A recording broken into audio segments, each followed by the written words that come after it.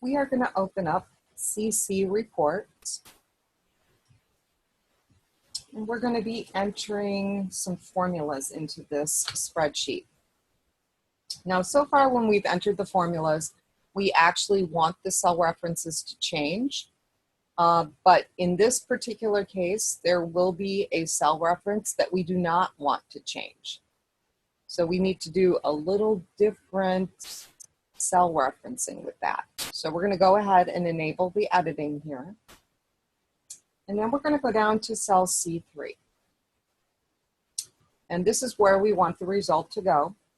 And what we want to do is take the planned value and we want to multiply it by our increase multiplier down here.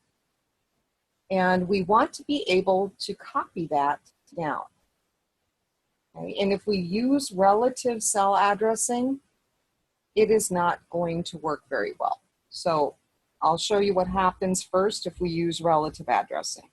We're going to do an equal sign because it is a calculation. We're going to click on B3 and we're multiplying, so we're going to do the asterisk, and then we're going to click down here on B12. Okay, and we're going to go ahead and press enter. And we don't want to have to rekey this next to every single planned value. So what we want to be able to do is click up here on C3, grab our fill handle, and copy down. But you can see we have a problem when we do that. And let's take a look and see what relative cell addressing did. So when we copy from row 3 to 4, it changed B3 to B4. That's perfectly fine. But you'll see that it changed B12 to B13. And that's a problem because there's nothing in B13. And then when we go down to the next row, it's looking at B5, which is fine. And now it's looking at B14. And that's a problem. So in all of these calculations, we want it to keep looking at B12. So there is a little modification we can make to our formula to tell Excel not to change B12. So we're going to click on our original formula. And right now we are using relative cell addressing. The way you tell Excel not to change B12 is you use absolute cell referencing. And to make the column and the row absolute, all we have to do is put dollar signs in front of them. Okay, so we can manually enter a dollar sign in front of the B and a dollar sign in front of the 12. That makes it absolute. And with absolute cell referencing, that cell will not change when we copy it. So I'm going to go ahead and press enter. I'm going to click back up on that result. Okay, and then I'm going to grab the fill handle and I'm going to drag it down.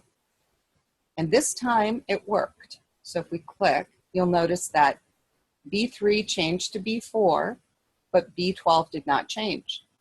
And we look at the next row. Now we're looking at B5, which is right, and B12 did not change. Okay.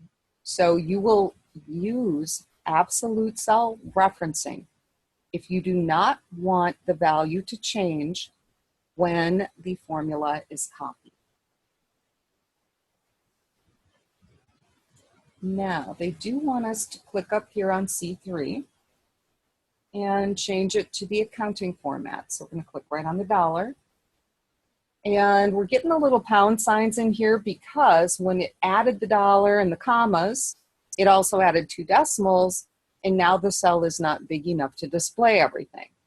So we're just going to decrease the decimal twice. And at this point, you should be able to see it. And we're going to save this and put a little 2 in front.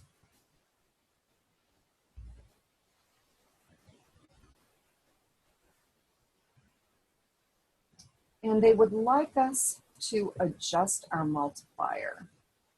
So instead of 1.1, they want a pay decrease of 10%.